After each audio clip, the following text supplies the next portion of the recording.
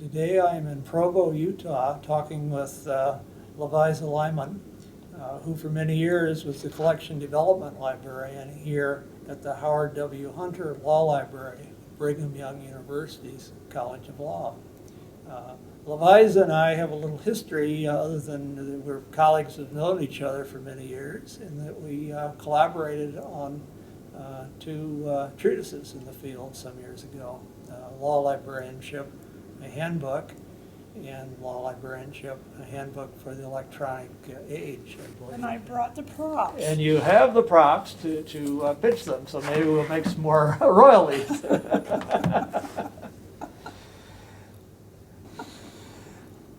Well, with that in mind, I said you were formerly, so that means that you are retired, Lovisa. Could you tell us when you did that? I officially retired from the law library 10 years ago, and then after that I taught for 3 years in the legal writing for the international students, the LLM student program. Sounds like you've had an active retirement. Actually, at the beginning of your career, can you tell us when you first came here to BYU and worked for the law library? That is one of my favorite stories to tell, because it all seemed like almost a miracle to me that I even ended up at the law library. I had graduated from college with a degree in teaching Spanish and English, and after 3 years of teaching high school seniors, I knew I didn't want to do that for the rest of my life. So I started editing. I edited manuals and magazines for the LDS Church Publications Department in Salt Lake City, and I continued there until I got married. And after I got married, of course, I was very interested in having a family, and started my family, which I consider to be one of my greatest accomplishments. I managed to, between 30 and 36, to have 5 children. So I was very busy. That's the prime time to have children for a woman. I guess you just focused on the right years. I guess so. In those days, of course, 30 was when you stopped having children, and everybody got married in their 20s. But I was ahead of the what? Sort of ahead of the curve. And, That's it. Yeah, The a few curve, years later, the curve is, now women it's developing careers in their 20s and then getting married around 30. Yeah, that's the become way fairly things common. happen now, and that's what it's been for my daughters. But anyways, I did have some experience in editing, and I enjoyed it, and continued as a freelance editor when my children were small. And then my marriage started to fall apart, and I decided I needed to make a career decision, so I started taking library information science master's classes one at a time. And as the marriage became more and more feeble, I got closer and closer to a degree. And at my 20th high school reunion, I went and I ran into my old friend David Thomas, who we'd been on the newspaper staff together in high school. And he told me he was a law librarian and taught law at BYU, and he found out I was going into librarianship, and he said, "Stop by and I'll show you around." He said, "We have no openings, but come by," and he wanted to show me his setup. It was beautiful here. And so a few weeks later, I accepted his invitation, went to his office, and it happened to be a day that he was not in the office. His secretary sent me over to his assistant's office, whose name was Peter Mula. And Peter, I remember Peter. He was involved in our book, yes, too. He was. Yes. He was. And so Peter wasn't there either, but his assistant, a single mom herself, we got in a conversation. She was very sensitive to where I was. And she reaffirmed that there were no openings for full-time librarians, but she said, "This morning, Peter came into my office and said, I accepted the opportunity to edit a book for law librarianship," and he a brilliant man, a mover and a shaker if there ever was one, but a second and not a native English speaker. His native language was German, and he didn't have what it took to edit that thousands of pages. So he said, what I really need is somebody who's a librarian and knows how to edit. So that was me. Mhm. And they hired me part-time, and I finished my degree working on the book. And what a blessing it was for me, because that's where I learned about law librarianship. Well, that was the idea behind the book, as I recall. It was sort Yeah. of the nuts and bolts from A to Z of what we were doing at that time as law librarians of all types and Yeah, varieties. absolutely. And Peter had some contacts, but most of the contacts were yours. And I learned about librarianship from the big names in librarianship. I mean, if you look through these books, you just see all these wonderful, wonderful names of the people who've been there, who were the leaders in the nation at the time. Roy Mirsky and Julius Mark and Pat Kehoe and just, I can edit that last part out, I better, I guess. all of these wonderful, wonderful names here, the very best and the top librarians of every kind. So that's where I got my education to be a law librarian. Well, I would love to take all the credit for having selected all our authors and so on, but actually Connie Bolton had been involved in putting this together initially, and it had sort of come to a kind of a dead end for him.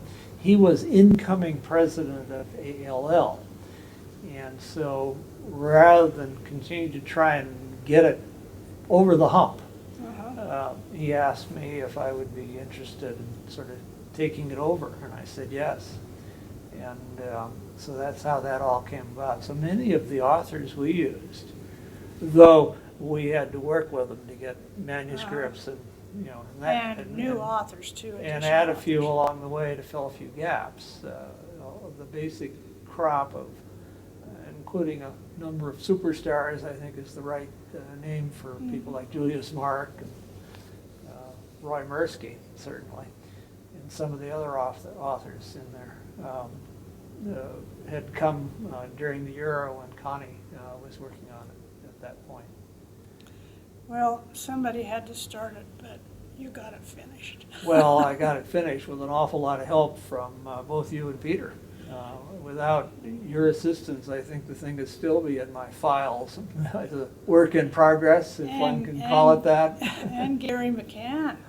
Oh, yeah. Well, Gary, of course, got involved when we did the sequel to it, or Yeah, whatever, yeah. the newer version with Yeah, for as the the electronic electronic stuff age. was starting to come in big time. Yeah, that was right. That was one where you, Gary, and I worked on that. Yeah. We had to pick all the authors of the various parts ourselves, and which made the job more interesting, but a little more daunting too. But what a great opportunity that was. Yeah. And I guess all of the academic libraries and many, many of the private libraries actually added these books to their collections in They those did. times. Um, They used them in Pen- library schools. Penny Hazelton up at the University of Washington had her students use portions of these books for many years as sort of their primary textbook, or whatever you'd call it. I think she had copies in the library for them, but it made sort of the underpinnings of some of her courses up there. They have these chapters in this thing, which was nice. It was nice, and especially nice for me because as I got close to the finishing of the editing, a job opened in the BYU library for government documents librarian, and I had some stiff competition, but they liked me by that time. So And showing them what you were capable of in a way that the competition wasn't able to do, I guess. They weren't working in the Well, place on book editing. I don't think people realize, up front how important it is to have somebody who does some writing on staff no matter where you are. Mhm. And so my English degree was useful ultimately because I did government documents, but I also had opportunities to use writing skills in a lot of different ways. Now, David Thomas was the director when you first He started? was the director. Yeah. Well, David, of course, is an author of the top tier, in my opinion, with Yes. his work on property law and so on. Absolutely. Yeah, so he would certainly have, I'm sure, recognized and appreciated your skills as an author and editor. He was very good to shuttle things my direction when he knew that it was something I would enjoy doing and would add. We've sort of Value. bypassed a few of my more preliminary questions, but before we sort of get back into the normal groove, talk a little bit about some of the other materials that you've written and edited over the years, because I have seen your name on other occasions in catalogs. Well, one of the things that I very much enjoyed that was directly connected to what I ended up doing after being a government documents librarian for a few years, about 5 years, there was an opening for the collection development librarian. Mm-hmm. And it was during that time that, let's see, I'm trying to think when chronologically things started. Well, maybe it'd be easier if I sort of revert to the more normal format, and then we'll kind of bring this back up in due course. Okay. Would that work better? Either way, but I was Yeah. just about to say that I actually started a little publication, it was a continuation of a publication that had been done, called Abstracts of Book Reviews in Current Legal Periodicals, and that kind of helped me prepare to do the collection development work, because what I did was I'd go through the law reviews, the literature reviews in law reviews and different legal magazines, and I would condense those to a few sentences, not changing what the author had said himself, but just excerpting a few of the general description of the publication and the final decision. Was it a buy or a not buy? Was it worth having? And then we had a lot of subscribers to that, and we'd send that each month. And that was a fun thing to do. I liked doing that, and I learned a lot about the literature. Well, sort of now backing up to where I normally begin earlier on in these conversations. And those of us, those who view that have seen me misbehave and reorder things on occasion, so it will be no surprise that we're sort of doing this one in a way that works for us today, I think. Could you tell us a little bit about your life when you were young? You've mentioned you have a family and you've lived in this area, and is there anything more that you want to talk about there? Not anything that's necessarily law related, but I've always lived in Utah almost my entire life. I was born about 45 minutes south of here. My dad was a dairy farmer. There were 7 of us. And I guess my dad had hoped that we would continue the dairy. It was a very good dairy. Mm-hmm. But none of us really liked that much. Imagine the hours workload is pretty substantial. My brothers wanted to go to school, and my sisters wanted to go to school and wanted to go into other careers, and they all did. So my parents actually, in order to make that easier for us, sold the farm and moved to Provo, the big city of Provo, Utah. And It is pretty big compared to what I saw for about 5 hours driving up here last night, actually in the late afternoon and early evening from Las Vegas. well, So it's I'm quite a afraid when I large went community. through the country where your father's farm was probably likely to be, it was probably pretty dark, so I didn't see much there. Well, my folks bought a house in Provo so the kids could live at home and go to school, and all of us managed to do so. My parents hadn't even graduated from high school. They were brilliant people, but not anywhere near a high school when they grew up in southern Utah. So, but education was important to them. They supported all of us. They're very, very proud of it. They were very, very proud of their children and what they accomplished. Well, you know, the things we take as norms for education today, and even in our generation, were considerably different from those of our parents for the most part. So it sounds like your parents were successful in their ways. Your father, with the dairy farm, made an honest and probably fairly decent living. He actually did make a good living. Yeah, that's good. But I was glad didn't have to wash milkers, Mhm. those milking machines. So I think if I asked you, as I will, if you have any particular hobbies or pursuits or other passions today, one of them would not be working on a dairy farm. One of them would not be working on a dairy. What might some of them be? And not steering the tractor from the time I was 8 years old, while my brothers threw the hay bales onto the wagon and came and put hay leaves down the back of my shirt periodically so I could itch Sure, you myself to still death. haven't forgiven them yet. I have not. And they do not deserve forgiveness for that. And they do not deserve forgiveness. Oh, passions. I guess, well, you know, I have to admit that right now what I do is I'm trying to conserve as many brain cells as I can, so I do an inordinate number of crossword puzzles. Ah, I'm always very envious when I watch somebody do those, do them competently, 'cause I can sit there and look at it and I can never figure the word out.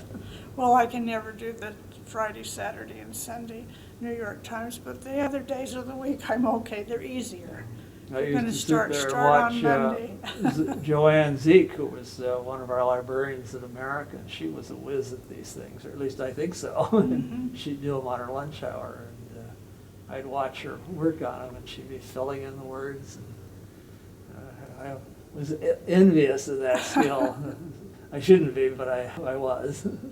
So Well, that's one of your I'm pursuits using today. it. I'm using it as an excuse that Mhm. it helps your brain cells. Of course, I do a huge amount of reading. I don't read hard things anymore. I usually read beach books, but I really do a lot of reading. Nothing wrong with beach books. They can be very entertaining. And I've just started trying to do some family history, which is something that my grandmothers did and left a lot undone, and things that could be done. And writing my own history and doing family history work. Now, you Took a must be- class last semester, just loved it. Yeah, you must be using all the databases that Yes. the church has available, and I know some of them I have access to through Ancestry.com. Yes, and that's a very good private one.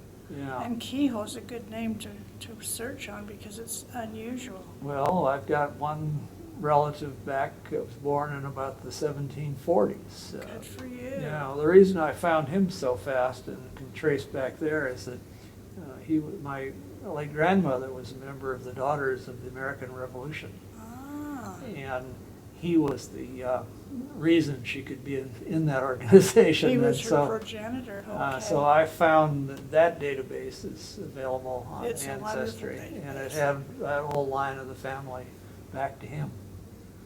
Unfortunately, we didn't go any farther back, and I haven't yet tried to either. Well, Kehoe's a good name to work on. Mm. Johnson is not, on the other hand, Uh, which was my maiden that name. was your maiden name. But I guess if you have to, my biggest passion is and always has been my children. I have wonderful stepchildren, I have wonderful step-grands and great-grands, and then I have my own 5, and they're almost 16, and those are the things that make my life worthwhile, are those kids, being Well, with them. It is nice, especially at our point in time, because the kids are either our kids who are fully grown up and independent, as is nice, or it's their kids, or they're even grandkids in some cases, who Yeah. are not our prime responsibility. Yes, that's nice, you can send them home. I put it this way, spoil them first and then send them home to their parents to deal with. Absolutely. It's payback time. Oh. So those are the things that I do now and really enjoy. Writing is still a big thing for me. I do a lot of that. Well, you've mentioned at several points some of the writing, and it's good that you do get to pursue that still. But you started, it was interesting, I didn't realize when we were working on the first law librarianship handbook that you were not yet, technically, even on the staff here at the law library. I worked with you sort of through this, because Uh-huh. Peter Mueller was the co-editor with us, and so I never gave it any thought. But you came in as government documents librarian at that point, and then eventually became collection development library. Did you do any other bits and pieces along the way for the library, or was it just basically those two areas? You know, I'm referring to my own resume. Isn't that funny that you don't have total recall of every year of your life, but I really don't. It's also not a document you probably use on an everyday basis at this point in your life either. Yeah, so I was government documents from 82 to 87, and then 87 I became collection development and worked there in that position until I retired. Good. But I did reference librarianship too, and then as things developed, I also started teaching. Well, it's a long, involved thing that brought me to teaching legal research and writing. But Well, as a librarian, I suppose you sort of learned legal research and writing through an occasional reference question or whatever, and collection development, of course. You'd have to know essentially a lot about the law and how it's structured in order to be able to decide what areas that you should be focusing on and selecting. well, I have to admit that I probably should have tried to get a law degree somewhere along the way. You've done an awful lot.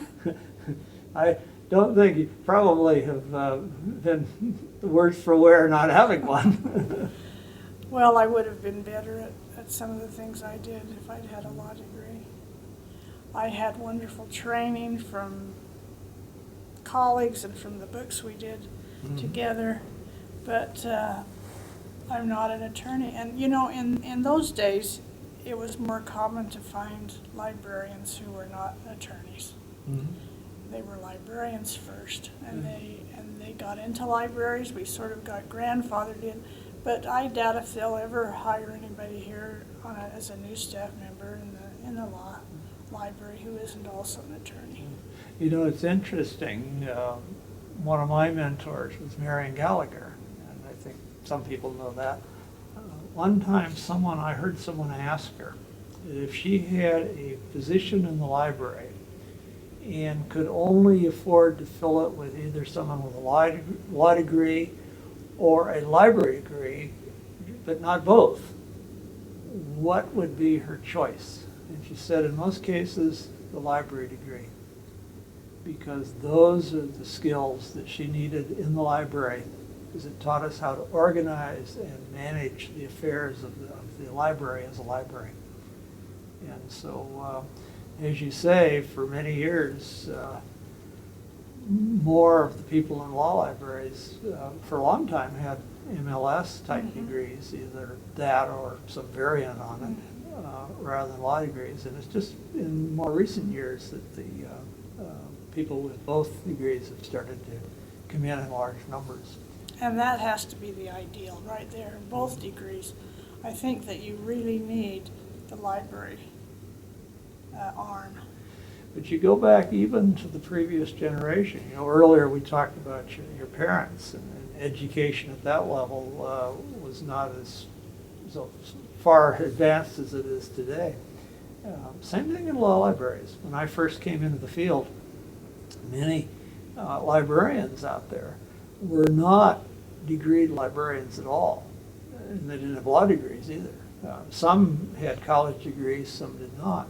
But it was not uncommon in the early days for someone to get a job in the law school, not as a faculty member, but as some sort of a staff member, and then kind of fill a void that developed somewhere along the way when a librarian or somebody in the library had retired and ended up in that job. And sometimes became quite well skilled and considered very accomplished in our field. That had changed pretty much by the time I came along back in the 60s. But it was still not totally done. And there were a number of people out there that just did not have the academic credentials. And yet you wouldn't know it talking to them or looking at the libraries they ran. They were doing a pretty good job for that era, many of them. So it's an interesting comment on how things have changed, but then, boy, hasn't a lot changed in law libraries over the years. Absolutely. Yeah, must have been exciting to be part of watching some of that change from your perspective. It was very exciting. Very exciting to be involved in this profession. It turned out to be the ideal thing for me and for those I was blessed with in my home, because it was a very good job. Very good job, and one that I loved for years. Now, you have also branched out a little bit from just the law school library here at BYU. You have been involved in some of the professional associations over the years, certainly the local ones. I noticed the Utah Library Association, Utah College Library Council.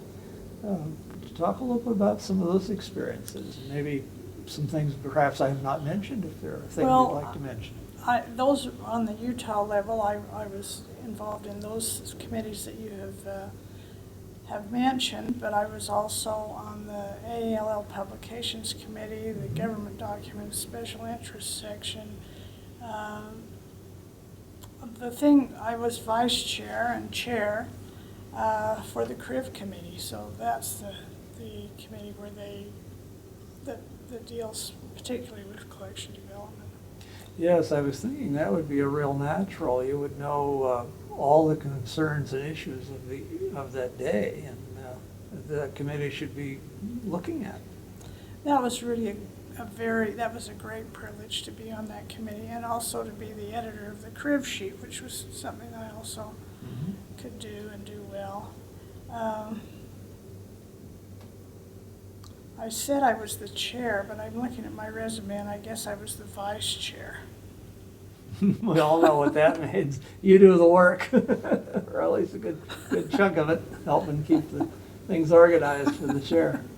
But it was great. It was a great opportunity, and it made the national meetings much more meaningful to me, because I was involved in that committee. We were meeting, we were making decisions and moving forward. And it also, writing the CRIV sheet was lots of fun for me.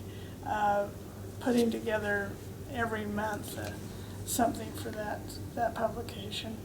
And I'm saying monthly, and now I can't remember if it was monthly or if it was...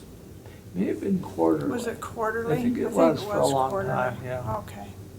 But that was a great opportunity, and I loved doing it. I also did planned a session for the national meeting one year about writing, and had a writing professor from BYU come and be the presenter.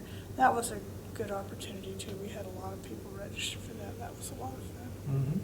I keep saying fun because, to tell you the truth, if a job isn't fun, it isn't really truly satisfying in the end if there aren't some fun things about it. You know, I've heard a lot of people over the years, fortunately not our colleagues, talk about their work in a way that one does get the impression that it's not a lot of fun. Drudgery. They really don't enjoy what they do. And I always felt that in our field, there was a lot of variety to it.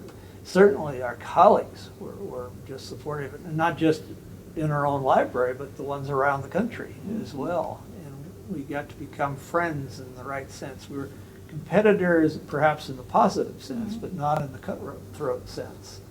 And that always made the working. I enjoyed coming to work every day, all those years. Someone would say, well, you were the damn director, Keogh, and you could just make all the real work go to the other people. Well, that isn't quite true. No, it isn't, because I was never a director. I was always an underling. I was a support person, but I loved doing it. Yeah. And you said something about meeting people and having colleagues internationally. I keep going back to these manuals, these handbooks that we did, because I was on those projects, and because I talked to these people on the telephone, because I met them at the conferences when we get together to talk about the progress. I knew these people. They knew me, and they spoke to me. It was a wonderful thing. I don't think very many people have that opportunity to know so many important people in the profession immediately, even before I joined the library faculty. Well, I know how happy I was the day we found out that you'd help us with this thing, because Peter was, as you say, English is not his first language. No. You know. And when you're a second Yeah. language speaker, the chances of you ever being native are so slim that I also remember the tidbits I learned when I'd see what you had done with some of the pieces, and you know, how you position certain words and so on. And I learned a lot about writing, actually, just sort of watching and shadowing Oh, well, this thank level that you performed for Thank those you. books. that was a wonderful privilege. Well, it was a lot of fun, and I'm really happy that we did it. Well, I suppose on that, we're probably nearing the end of today's conversation, Lovisa, but it is customary to ask if there's anything we've not talked about that you would like to mention before we conclude.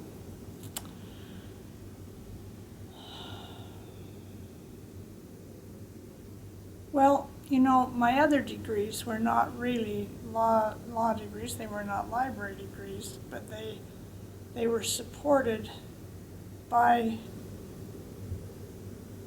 the head of the library, by Peter, by David, by Constance, as I wanted to take other classes on campus, as I wanted to work through another degree or two.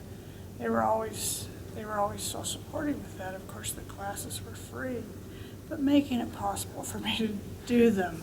Tuition remission is an advantage of usually of private higher education. And I had one experience, again, it is related to law librarianship and research to a certain degree, but it was another opportunity that the library made available to me. And that was, once I had started teaching part-time here, teaching the LLM students, who were all international students, and I taught legal writing to them. And I wanted to get better at it, so I got a TESOL certificate, teaching English as another second or other language certificate. Another thing the university allowed me to do and supported me to do. Then the linguistics department asked me if I would go to China and teach legal research and writing for a semester's time to Chinese judges. Mm-hmm. And again, the law library, fully supportive of that, gave me time off to do it. I went to Beijing. I taught legal writing to these marvelous Chinese judges who are trying to learn how to do law the way we do. Mm-hmm. It was a program that was co-sponsored by Temple University, and some of those best students got to go to Temple for their MLS. And the way the summer after the program finished, we returned home. Most of those judges came to the United States, and they went to Washington, D.C. They saw things on important government offices and government installations, and went to the Supreme Court. They did a lot of wonderful things when they were here. And one of the things they wanted to do was go to Yellowstone Park. Oh. So we told them if they got to Utah on their way home, we would take them there. And our law school did. They chartered a bus, they helped in other ways, they got these 40 judges to Yellowstone National Park, they wined and dined them, they took them all over campus, they were wonderful to them in every way. That's just one example of the warmth and camaraderie of this school and of our faculty, both the regular faculty and the library faculty. What a wonderful thing they did for those judges, as they were really trying to learn how case law worked, because in China, they have not had case law. They make a decision and it doesn't apply to anything else ever. They can be very arbitrary.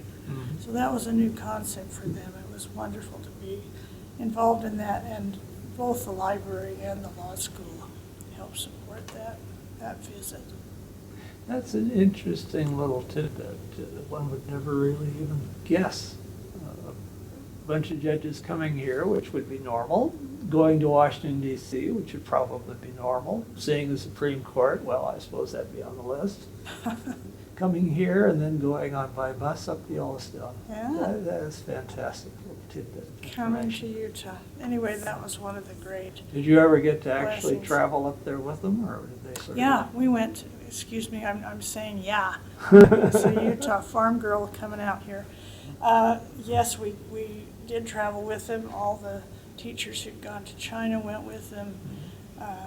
They took a lot of pictures of buffaloes and themselves with buffalo. They're great photographers. Maybe they had some time while the bison, as they like to call them there, were standing in the road and the bus couldn't proceed. Well, there were all these signs saying, "Do not get close to the bison," but those Chinese judges were intrepid. Oh, I'm sure. That was a wonderful Well, opportunity. you know, as we talked off camera about the fact that I have been traveling around and doing some of these conversations, but I've also been seeing a lot of places. And about a year ago, my son accompanied me across the country by road trip. And we stopped in Minnesota at the university and did interviews that are now part of the Hein Online database. And stopped other places. But we also stopped for about 3 days by Yellowstone Park and really had an opportunity to see that wonderful resource of the country, that park. And of course, we were glad it didn't decide to erupt or anything while we were there, because I hear that it would be a pretty substantial. But it feels like it could do it at any time. It could, I guess. They say it's always possible. Oh, well, life's too short to worry about such things, I guess. At least I didn't while I was there. But I remember those animals. The trick was to come out in the early evening, and then you'd really see more and more of the animals often. In the cool of the day. Yeah, and the people were basically no longer quite as many of them out and about on the roads and so on. We saw a lot of things. I remember one night we saw a coyote walk across the road in front of the car. We had to pause briefly. And, we saw elk, and of course the bison or buffalo, as they're called, interchangeably, I guess, by most of us. And, other animals too. It's really something to see. I'm sure the Chinese judges were fascinated by this. They were. Odyssey of side trip.